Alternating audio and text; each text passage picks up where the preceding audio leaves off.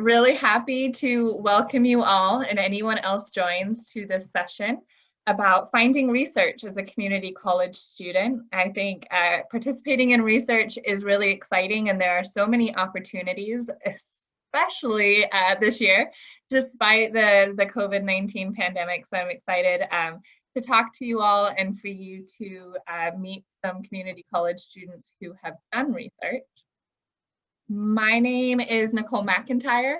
I am the director of the Transferto Excellence program, which I will talk about in a few minutes. I'm also the manager of Transfer Success Initiatives for the College of Engineering. And what that means is my job is to work with community college students from across the state and help y'all prepare to transfer and make sure that you have all the resources you need. And then also to work with transfer students once they've gotten to Berkeley Engineering to make sure they have the best experience possible. We have two guests who will be joining us today. I believe Alejandra is not logged in yet, but Tony, would you be willing to introduce yourself quickly? Okay, hi everyone, I'm Tony. In the bottom left there on the presentation, if you can tell. Originally was from Consumers River College, and I'm currently studying chemistry at UC Berkeley. And along with Alejandra, I was one of the cohort for the 2019 Transferto Excellence program. And I'm happy to be here today. And you were also in MESA at CRC, right? Yes, I was a member of MESA since 2017. Yeah. Great. Tony, I encourage you to speak up at any time to add to what I say or to dispute what I say. Feel free to unmute and do so. Okay. Of course. So the first thing I want to talk about is what is research and what does it look like to do research as an undergraduate? I'm sure Tony's heard this from me before, but I graduated from Berkeley without ever doing any research and not really understanding what it meant. I never thought to participate because I didn't think that I had any, huge new ideas in my field that no professor at Berkeley would have already thought of. I thought I really needed to have this independent idea of what to research.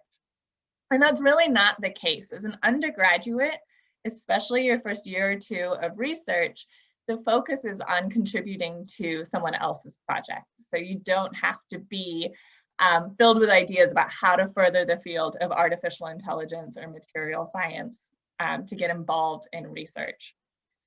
Research itself is really just the process of asking a question, collecting data to answer that question, and then sharing that information with the world, right? And we do this in labs sometimes at school, right? We have a question, we do an experiment, and then we write up a lab report and we explain to our teacher what we found. However, in a science class, normally you know what materials to use, you know how much, and your instructor knows that if you do everything right, you should get a certain result, right? You're proving something that you've learned about in your textbook. The process of doing research at a university or at a company is different because instead of practicing something someone's already done, you're really advancing the field. You are answering a question that hasn't been answered yet, and you need to figure out what studies and what data to collect to answer that question. So that means that it can be repetitive and frustrating and exhausting because you might do a whole experiment and find out it doesn't give you the answer you'd hoped for, or you've made a mistake. But it can also be really intellectually engaging and rewarding because instead of doing something in your textbook that you've been made to memorize, you're really kind of creating new information in your field and furthering the textbook. Tony, anything you want to add about that? Not much really. It's just the research, for me, it's just a very engaging and rewarding experience. And I definitely encourage anyone actually just to go and search some opportunity to do research. Awesome. So why might you do research? And I'm going to ask Tony to think about why he decided to do research when he was a student. But you might do research because you're really passionate about an area, right? Maybe I want to work on automated cars, autonomous cars. and you just want to learn as much as possible and be an expert in that field. In that case, you do research. So you're doing more hands-on experience than just reading Wikipedia articles about autonomous cars. You also might do research because you want to explore something new. Especially as an undergrad, especially in community college, we often don't have the opportunity to take classes that teach us all about the complicated parts of electrical engineering or mechanical engineering or bioengineering. Instead, we're taking more kind of broad introductory courses. So research might be a way to try out your first area in your field and see if you like it or not. And if you do, maybe you keep looking into classes and opportunities in that field. And if you don't, you still accomplish something by ruling something off the list. Like I said, you might want to be an expert in the area. You might be someone that's really interested in pushing the boundaries of what is already known and being kind of on the forefront of history in your field. And you also might be interested in attending a research university. All of the University of California campuses are considered research universities, which means that research is a really big priority for our faculty and many of our students. And so it can be a really great way to both build your application and to get a taste of what it might be like to transfer, and also what it might be like to go to grad school. Doing a graduate program is, especially for traditional masters or for a PhD, is very research-based. It's not like being in high school or college where you're just taking classes, taking classes, taking classes. It's really doing research. So getting involved in research early can be a great way to find out if you like it and if you might want to consider continuing on to graduate school.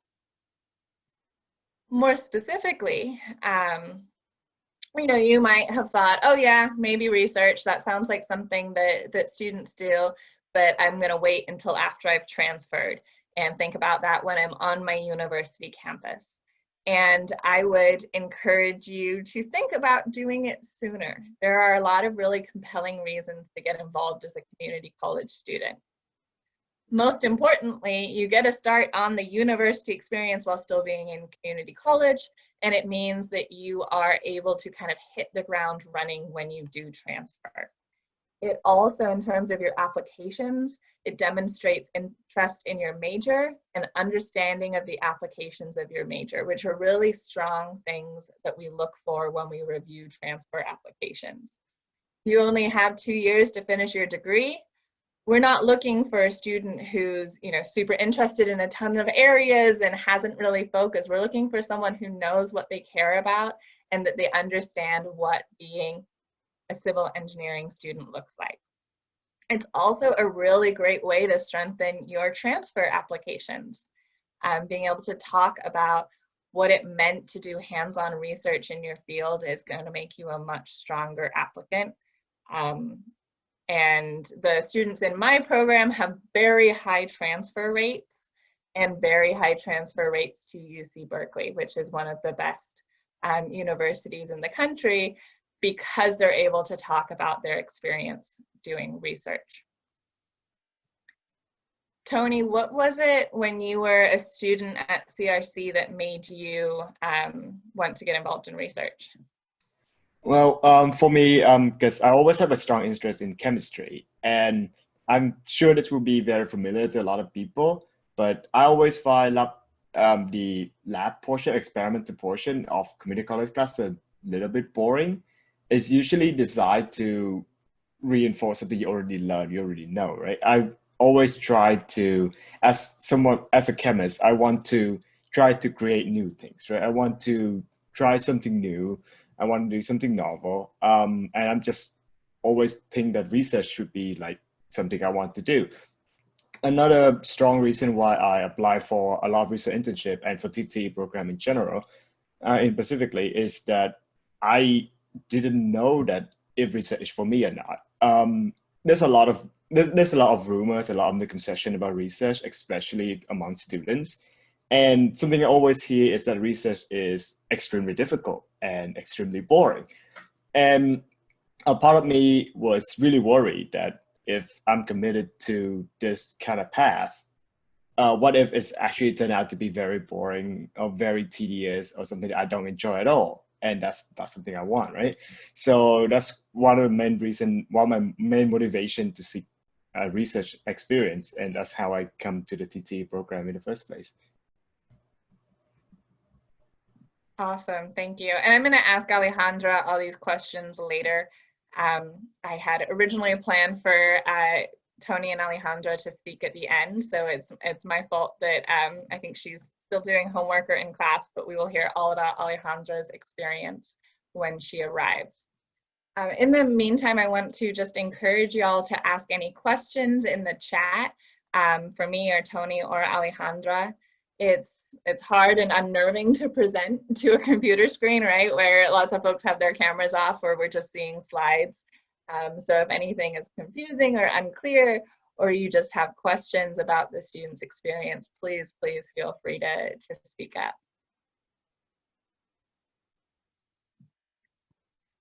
I've just received a question about participating in the program if students are transferring in fall 2021.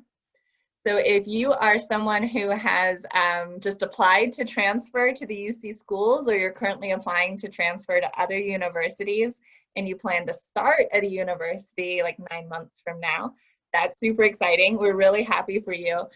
You won't be eligible for the Transferto Excellence program specifically, but you are eligible for hundreds of other programs across the country.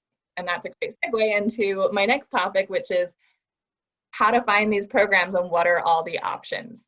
Transferto Excellence, I think, is really great. I'm biased, but there are so many similar programs that offer really exciting opportunities. So these kind of fall into 3 categories. The first is a summer research experiences for undergraduates program. And this is typically an 8 to 10 week summer program. Normally it's in person on a university campus. We don't know what that means for this coming summer, right, because of the pandemic, and I'll speak a little bit about that later. They're paid, and they're a really great opportunity to travel to other places, to get to know people at different universities, and to get exposed to their science. The second type of research experience is an academic year research experience. So it might be that you're not available over the summer, you have other plans, but maybe there's someone out there in the world that you could do research with while you're also in classes. So I've heard of students, if they happen to live near a university campus, whether that's UC San Diego, UC Merced, any of the state schools, even maybe some of your community college faculty, most people, their email addresses are online, and you are free to reach out to them and ask if there might be any opportunities for you to get involved with their research. I would cast a very wide net and know that there will be limited responses, but that definitely happens. For example, I think Tony, after he finished his summer experience, he then did research at Berkeley through the spring semester and continued to work with the faculty there. So that's definitely an option. Sometimes it's paid, sometimes it's volunteer.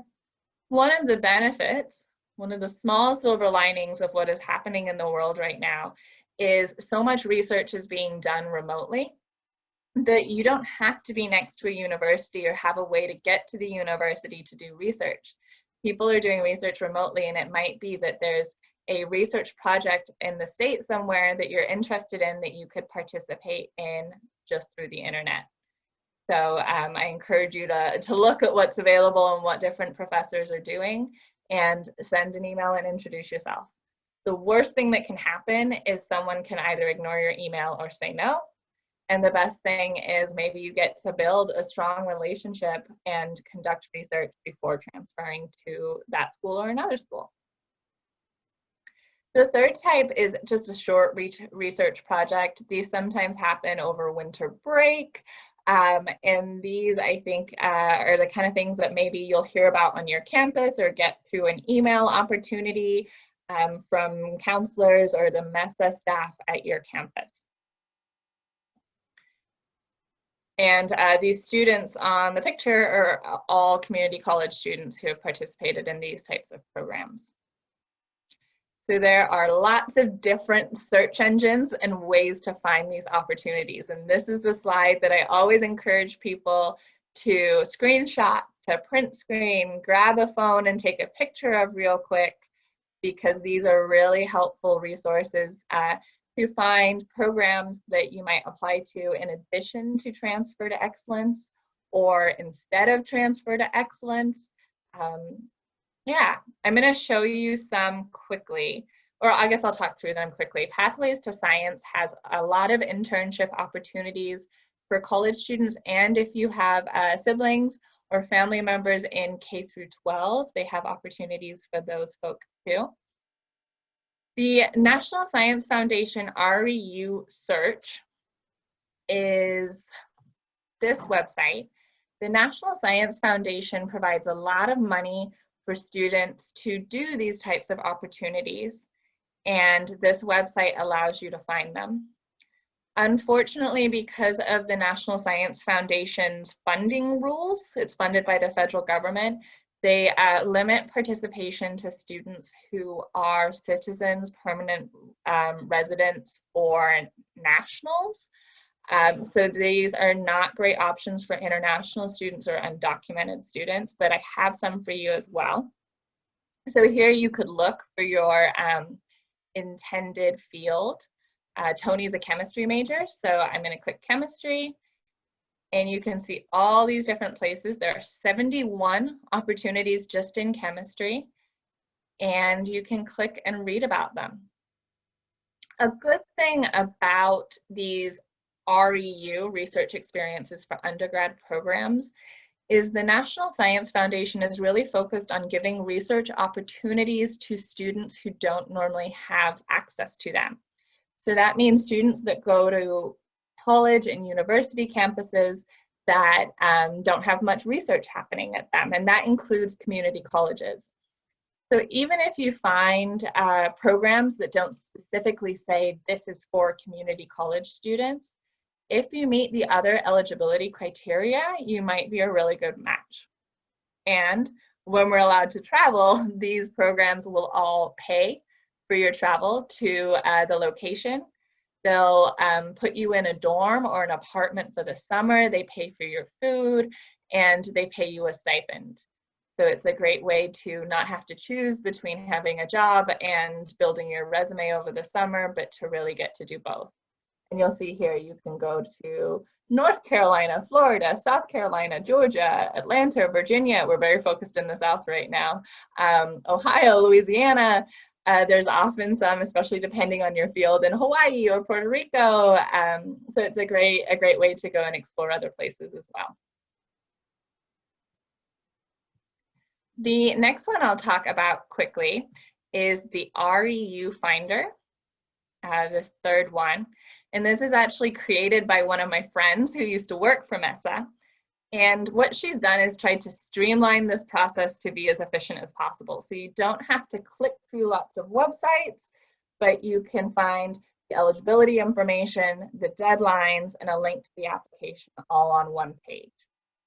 You'll see that it also has options for different populations.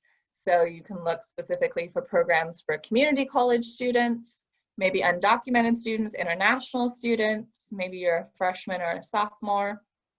I'm going to click on community college students, and here you see lots of great opportunities. The MESA program is very common among my students, and yeah, just a great way to look, especially if you fit into one of those populations that can't participate in the National Science Foundation programs. Tiffany has done the work of finding programs that you do qualify for. The other programs that you might look into are the NASA Community College Aerospace Scholars. Like I said, a lot of my students go on to participate in that. The Community College Institute at the Lawrence Berkeley Lab. The NIH Bridges to Baccalaureate program. This is at UC Berkeley, and it's for students in biology and chemistry. And again, the ACES, which is, my apologies, the Atmospheric Chemistry Elite Scholars Program, also at UC Berkeley. So I have a question about, I'm transferring, which category on the REU Finder might I fit into? You, this summer, are still kind of a community college student, and you're still kind of a sophomore, maybe a junior. So I would look at all of these and look at what their specific eligibility criteria is. You're right, it's a little complicated if you're between community college and undergrad, but as long as they don't say that you have to be returning to community college, I think you'd be a strong applicant. All right. Tony, let me see, is Alejandra? Alejandra, welcome. It is great to see your name. I messed up my whole timing. Do you want to introduce yourself to everyone? Yes, so I am Alejandra Zapata. I went to Bakersfield College. Right now I am going to Copley Slow and I am doing electrical engineering. I did TTE in 2019, so I did it last year. Yes, last year. Nicole, you're muted. Thank you. It was bound to happen at some point.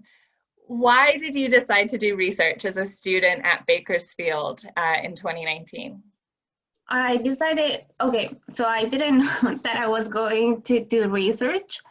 I just wanted to work with energy because I wanted to become an electrical engineer. So I looked at the program. The program had a very good description, and it was lead towards what I wanted to do. So that's why I applied to it. And I wanted to go to UC Berkeley. At the end it changed, but I wanted to go to UC Berkeley. And both Alejandra and Tony is on the call too. Alejandra, did you all apply to other opportunities besides TTE? Yes. And can you talk a little bit about them in case students might be interested in those ones? Remember? Yeah, so I applied to HAKU. If you guys, this is Bakersfield College, right? The MESA program. This is MESA from all different schools.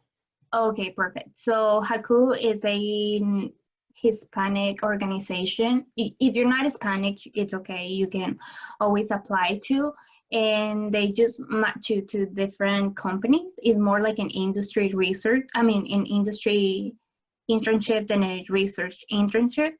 So I applied to that. I also applied to an oil company, and I applied to TTE, but TTE gave me the first answer, so I took TTE.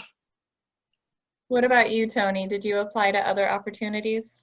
I'll be honest, I don't really remember a lot of the program that I didn't go to or didn't get accepted. Yeah. My main approach to a lot of these is to cast as wide as net as possible.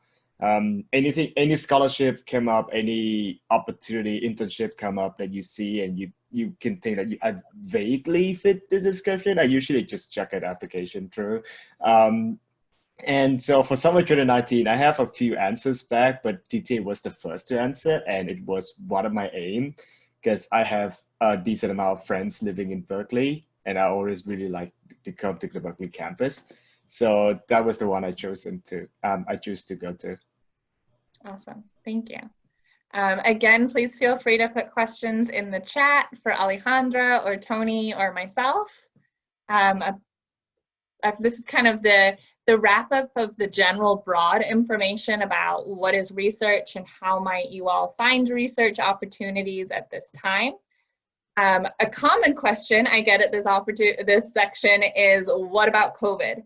And last year, a lot of students did unfortunately have their internships canceled. Am I going to be able to find one for this summer? And the answer is yes.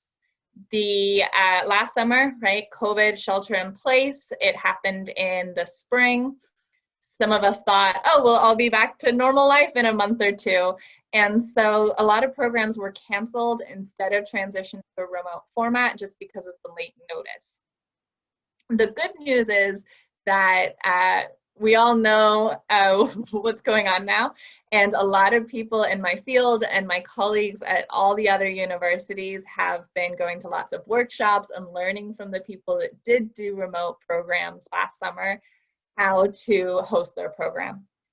So whether campuses reopen or whether we're still living in this virtual Zoom world, I think there will be a lot of opportunities to participate in programs despite COVID. And remote research can actually be really interesting and engaging and build your application in all the same ways in-person research can. I had students last year do remote internships at Yale, at the University of Maryland, at Berkeley, at one other school that I can't think of that Tony might know. So yeah, did either of you do anything remote last summer? My case was a little bit unique because I've been working with the same lab group. I work with the TTA program in person. Last summer I did do remote with the same group. We transitioned because we couldn't go to the lab. So we transitioned to do a more theory-based, calculation-based instead of a hands-on synthetic approach. So that's what I did over the summer. And I got lab access back earlier in October. And so I've been going back to the lab and go back to the normal routine again. I don't even have access to my office yet. So the fact that you have access to yours really is. What about you, Alejandra? Have you been able to do anything remotely? No, I wasn't able. I applied to a lot of internships, but the internships that I applied to were canceled. Yeah.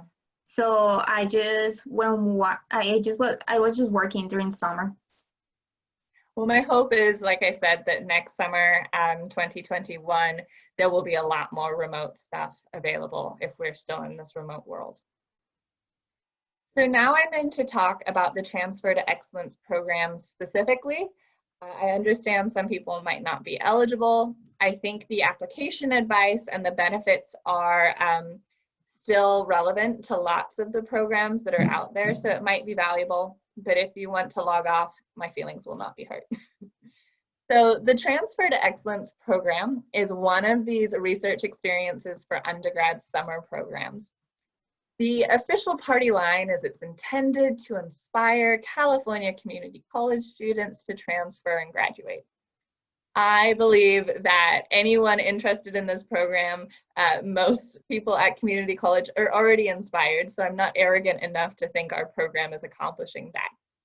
Instead, my goal is really to introduce community college students to research so that y'all can make decisions and educated decisions about whether you want to do more research and maybe if you might want to go to grad school in the future. And we also work to give students the tools to be able to transfer and to create the best transfer application that they can. The program is 9 weeks long, either on campus or online, given the situation, and I'll talk a little bit about COVID-19 in a minute.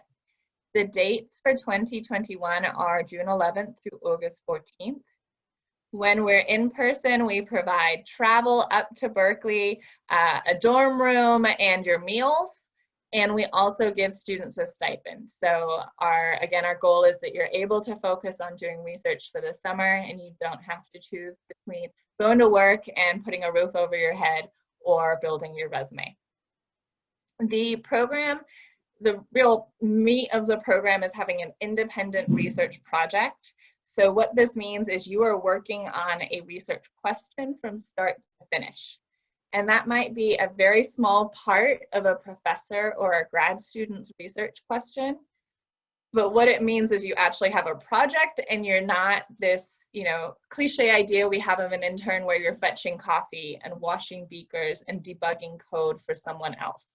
You're really responsible for your own science while being trained and mentored by professors from Berkeley, our graduate students, and our postdocs, which is exciting because they're the best in the field oftentimes and the people that are writing the textbooks that we're reading in other schools.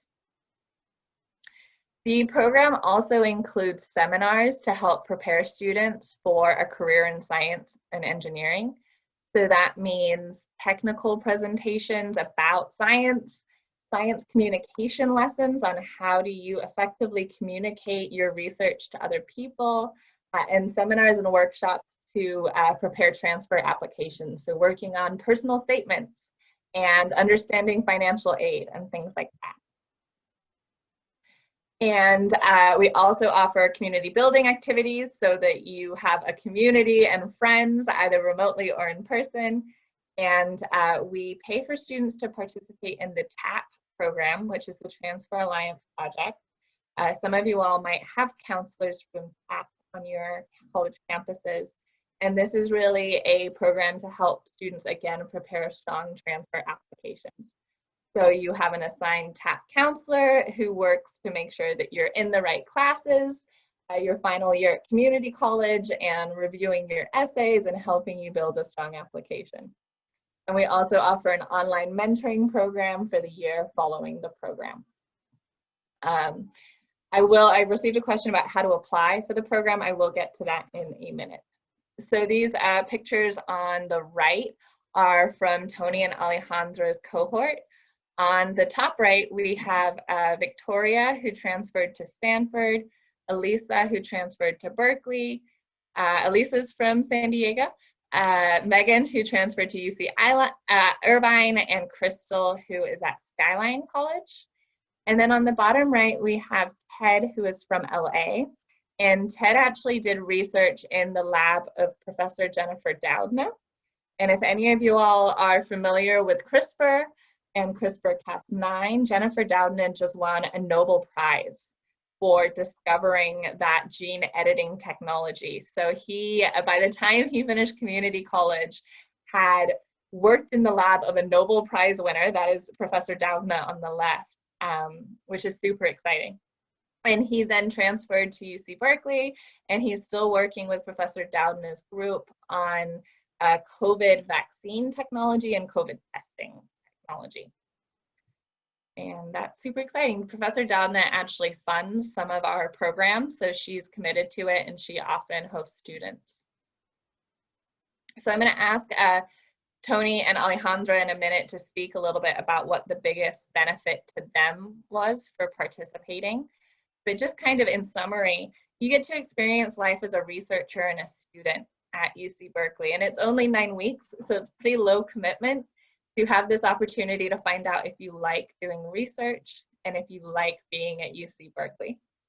You really get to build your personal statement for your transfer application wherever you want to transfer to, and you learn how to conduct research, how to communicate that research in papers and posters and presentations, while getting to know people at Berkeley, the faculty, the grad students, myself, and getting to know your fellow community college students, all while getting all this additional support to transfer to your dream school. That's my sales pitch. Tony, Alejandra, what did you get out of the program? I guess I could go first. So, well, a lot of things that Nicole said was true. Like, the best part of it is definitely the life as a student in Berkeley over the summer, and like you get to know a lot of your faculty mentor. I got to talk a lot to Professor Alexander, who I work under, and I got to build a very strong connection with my graduate student mentor, Derek, at the time, and he's still my mentor right now. And that's really further up, like, allow me to be more prepared to be successful for my years in Berkeley, as well as for later on where I try to go to graduate school. I also get to meet a group of really strong-willed and really nice people, Alejandra included, especially Alejandra, I guess. Before she gave me more, we still keep in like contact a lot. We have this group chat that go on forever in our phone, sometimes to like late at night talking, to catch up and like how things going with teenage West.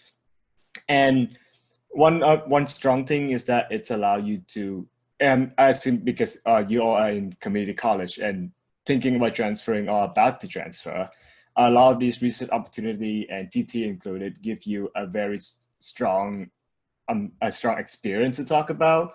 and it's help you to prepare your application a lot better. And the transfer line project also help a lot too. So Okay. Alejandra. Okay, so TT was a great program for me. I learned a lot when something that was very funny is that I am an electrical engineering major, and I was working in a molecular biology lab. So nothing related to my major. I have to learn a lot of different techniques, a lot of different concepts, and all of that was good. So if you guys probably work on something that is not your field of study, that's okay. You always learn something from there. I can see my field of studying right now a little bit different than before. I can see how the molecular biology relates to my major, which is something that I get from doing TTE. I met very good people as well. I learned about graduate school. I also learned what research was because I didn't know what research was before I started doing the program. And yes, so right now I have an internship with an industry, and I will see which one I like the most and where I want to go in life. That's also that is very good for you guys if you guys want to do it, just to see if you want to do research for life or if you want to work in the industry. And yeah, amazing people. We always have a lot of events. We always had a lot of fun. Tony was in the same floor than me, so we hang out a lot. And yeah, my roommate was one of the best person I ever met in my entire life.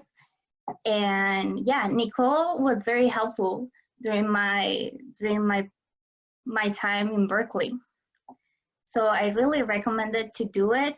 And if you guys think that you're not smart enough, don't think that. You're always smart. You can always do this program and any program that you guys want to do. Alejandra, that brings me to my next question, which is, someone might look at the TTE website or read these project descriptions, which you two wrote your titles, right? And you made these science posters, and think, I don't know anything about that. You know, we do not learn about carbon nanotubes or E. coli in my community college classes. And so they might choose not to apply to this program or any other program like it. Can you both speak a little bit about, you know, did you understand everything when you arrived? Were you intimidated from your project description, and how did you overcome that? So for anyone who say that they don't understand what my project is about, I can say the feeling is kind of mutual when I started. I honestly did not, if you look at the slides, right? Synthesis of zirconium diselenide nanoribbons, blah, blah, blah, right? I couldn't understand that when I started the project. Like June, when I come in, I have this long email conversation with my mentor. It's like, hey, I read this project. I read all the PDF you sent over. I can understand like basically like 1% of what you just sent. I have no idea where to start. I don't think I'm like qualified for this. And then it just, as you just start doing it, you start getting it. You get it step by step. It's like you have like a summer to work through it, and don't think that you can't understand this. When you spend time on it, you will understand all of this. You have everyone is smart enough, right? So yeah, so to anyone who think that, oh, maybe I shouldn't apply, I don't understand this, I'm not good enough for this, don't feel like that. We all have that feeling at some point, and we all capable of doing great things. Yeah, I didn't know what I was going to do. I think no one knew what we were going to do because so once you're placed to a lab, the director of the lab or your mentor is going to send you what the project is about or what you're going to be working with. And I didn't understand anything. I was like, I don't know what a Rubisco is. And then once you get to the lab, once you get your mentor is going to start walk you through it. You're going to see what a Rubisco is. You're going to see how that applies in the real world, and you're going to see how you can apply your major to what you're studying at not Berkeley, but doing TTE. And yeah, these are very, very, I would say like very sophisticated words or very sophisticated titles, but it's just a part of something that is being developed, you know? So for example, my project was about improving photosynthesis, and if you see the title, it has nothing related with photosynthesis, but that's the main goal of the lab. And I'm just working on one part of the photosynthesis, which is an enzyme, which is Rubisco. So you will see the bigger picture and you just emphasize in a small part. So don't think that because it says Rubisco or nanotubes, is that what you were doing, Tony? Yeah. You were not able to do it. No, that's just a part of a super huge project. For example, COVID. A lot of people are doing research on COVID, you know, and they are very sophisticated words related to COVID. And you're like, oh, I don't know what that is. No, it's COVID. You can do research about it. So yeah. I saw a question asking like if we have experience in like organizing data in the poster that we have. And I'm not sure about Alejandro, but I have no experience whatsoever in design. Like in designing a poster, how to make a poster. I have none of the experience going to TTA. Actually, I have none of the experience up until like the last 5-6 weeks of the program. And then when Derek got it together, I was like, okay, we need to start working on a poster. And then he started teaching me how to use Adobe InDesign to do this poster and how to like get all the photos of the spectroscopy photo and like all the diagrams I've been keeping track and how to organize them into a professional manners. So yeah, don't worry if you have no prior experience in all of these. You will learn this on the fly. Yeah, the program is definitely designed to teach all of this. We have a workshop on how to make a poster, and then you turn in multiple drafts, and myself and my colleagues proofread them and give feedback to make sure that they're the strongest product you can create. So I'm so glad to have you both here, because these are the things I'm always saying, and it's great to have it straight out of your mouth. But I mean, I edited and proofread everyone's papers, and even these titles still intimidate and confuse me. So I agree with everything you said. That kind of brings us to the topic of research areas and, well, what type of research can I do with TTE? And it really depends on the faculty that are involved in each year. So I am already recruiting the faculty for next summer, so I have an idea what those areas will be. On your screen, you see kind of the broad areas we often offer research in, but I am going to show you how to find the specifics. If you, I find the TTE website by just Googling Transferto Excellence UC Berkeley. And on our website, I have just gone through and updated everything. Here, Tony and Alejandro's cohort. So on the right-hand side, down here, you've got two really helpful links, Research Archive and Research Areas. Research Areas I've updated with the faculty who so far are committed to hosting interns for next summer. This is always subject to change, especially during a global crisis, but these are the people that have expressed strong interest and that I expect us to offer research in their area. So you can read a little bit about them. If it were me, I would maybe find the people related to my major and Google them and read a little bit about what they do. You've got Alex Zeffel there, who was Tony's host, and he hosts students every year. The other helpful link is the program archive. And this shows exactly what was just asked in the chat, all about the past interns' projects.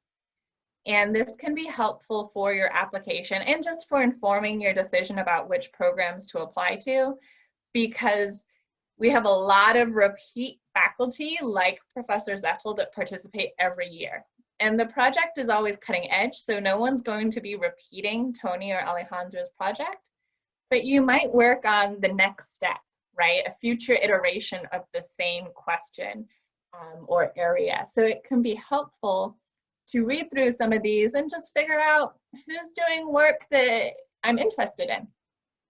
And again, you might only understand 1% of these paragraphs. I encourage you to not be intimidated, but maybe stick some words in Google or Wikipedia and see if you can get a rough idea what people are working on.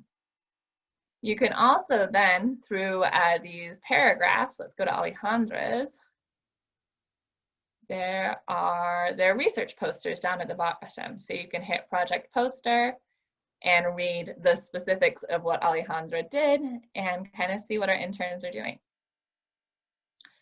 The last thing I'll show you quickly is that we have our 2020 archive, which was our online program due to COVID. And you can see a little bit about what does online research look like. And my point of this is it is still very valid. It can be very engaging. This is, you'll notice, the next chapter in Tony's project working with Professor Zeffel is Austin was able to work with them. Zara was working on mRNA sequencing of genes and had all this great software to be able to do it from home. And V actually had a lensless camera shipped to her house by her lab and was doing this work literally hands-on in her garage. So there are still very valid ways to do research remotely. And if you're really interested, I also have a link to a YouTube video where they all talk about their research. Which, again, feel free to put questions in the chat. I'm moving quite fast because we have just 10 minutes left, but definitely feel free to put questions in. Brings us to the summer and what does it mean, right? We're all in this new world. The short answer is we don't know yet. A lot of programs have not made official decisions about what our internships will look like for summer 2021. It's my personal belief that we will be online again, or we will at least start and be majority online. We would still absolutely love to bring the interns to campus, but we care very much about keeping everyone in our community safe, so we're not going to rush anything. The good news is an online program can be surprisingly successful. It went much better than I ever expected last summer. And when I asked my 8 interns about their experience, anonymously, 100% said it was very positive, which I thought was way better than I expected. When asked about their mentoring relationships, again, 100% were very satisfied. And when I encouraged them to apply to the SACNAS Diversity in STEM Conference to present their research, all of them were accepted. And they all got a registration scholarship to present for free, and 3 of them won Best Poster awards. And this is in part, in my opinion, because when you don't have the option of exploring a new campus and living in dorms and learning how to do laundry and going to frat parties and all the things that people do when they're living on a college campus for 9 weeks, the interns got super, super deep into the academics and their research. And that was really interesting and cool to see. We still had social events. We were still talking every day and making sure that no one was isolated or confused, but they did really, really, really strong research projects. So being aware of time, I'll talk quickly about eligibility and then the application. As Tony and Alejandra emphasized, you do not need to have research experience to be eligible for this program, and you do not need to understand these complicated project descriptions. Our goal is really to take folks and introduce you and teach you. That being said, we do require a baseline eligibility set of courses just to make sure that everyone is prepared to learn the next level of stuff. And that includes having 2 calculus courses and 3 science or engineering courses, one of which has a lab, and having a 3.0 in your science, engineering, and math. This is all by June, so you don't need to have these courses completed now. You don't need to have them completed by winter break, but by June. We're also, as I mentioned earlier, looking for people who will be returning to their community college in the fall. So there are lots of great programs for people who are planning to transfer soon. But because we offer all these great resources over the summer to help people build their transfer application, this is really for people who will be going back to their community college and applying to transfer at the end of the program. Finally, because of our funding requirements, we've traditionally been required to limit our acceptance to US citizens, nationals, and permanent residents. We are working on funding, and I think it's very likely that if any folks with refugee status or who are undocumented applied in the coming cycle, we would be able to host them. So I would encourage those people to apply and to reach out to me, but unfortunately we can't accept international students just because of the rules around the federal funding that we receive. And so the application, it is open now and it is due January 31st. It is not a rolling application, so there's no benefit to applying early. In fact, I would encourage you to wait until January because your application will likely be stronger when you have your fall grades and when you've had winter break to think about why am I interested in this program and to gather stronger letters of recommendation. So no pressure to apply in the next couple of weeks. We also really encourage anyone who is from a background or a community who's underrepresented in science and engineering to apply. So that might be students of color, first-gen students, low income, queer students, students with disabilities, female students in science and engineering, right? So yeah, and that's a lovely picture of Alejandra in her lab up there on the top right. So some quick strategies for applying before we wrap up. Number one, I would strongly encourage you to do your research. And I'm sure that Tony and Alejandra both did this because they had strong applications. So go through the website and the areas that I've shown you. And when the application asks you, what are you interested in studying? Be specific. You know, tell me which projects that have been done in the past were interesting to you. Tell me which faculty you want to work with. It makes it a lot easier to match you with a lab. And it also means that I know that you're interested and invested enough to spend a little time on this. And you haven't just sent me the same essay that you sent to all the other places. Second, read the application so you know what is expected. I have also made this easy by uploading a PDF of the application on the website. So you can just read it all without clicking through different questions and pages. There are 2 required essays. The first is asking you to talk about why you want to participate, what it is about research that has you curious or interested, and how it relates to your longer term plans. The second question, and I imagine Tony and Alejandra might agree, I don't know if you've seen this question since you filled it out on your application, is that TTE can be a little challenging, right? You, especially in Alejandra's situation, you're doing science that might be completely new to you.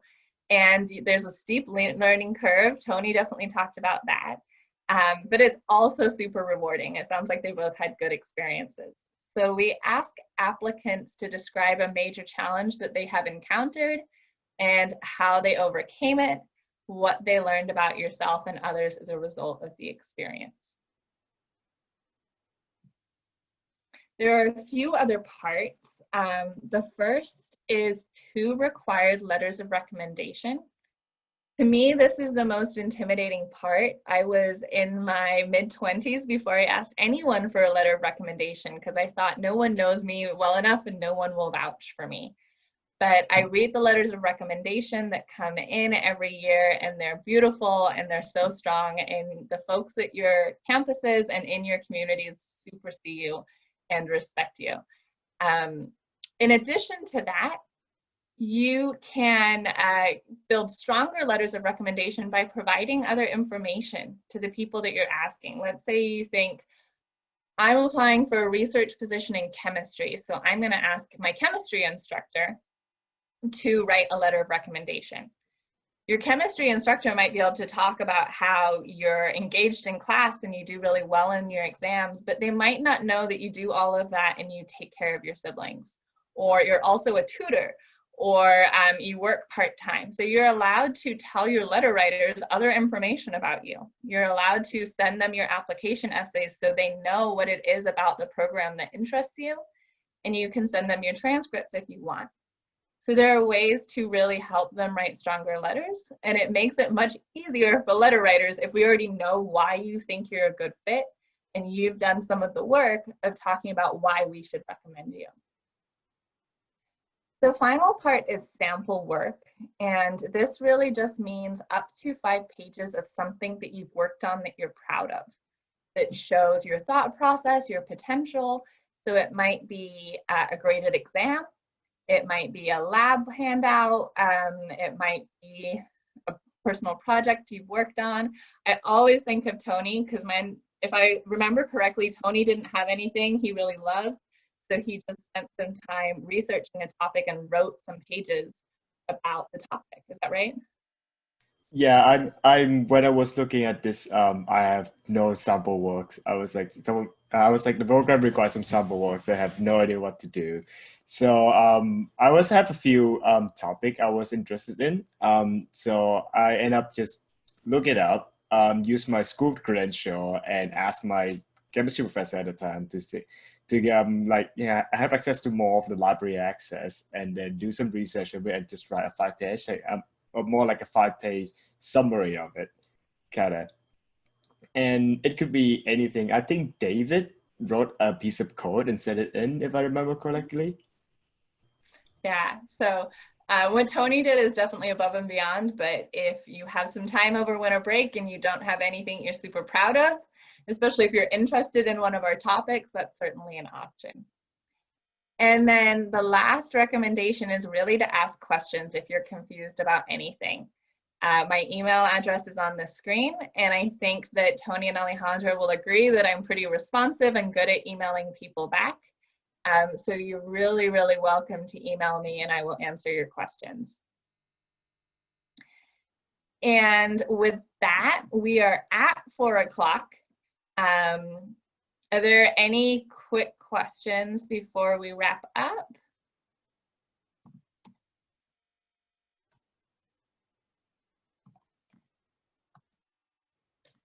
In the meantime, I'll put my email in the chat.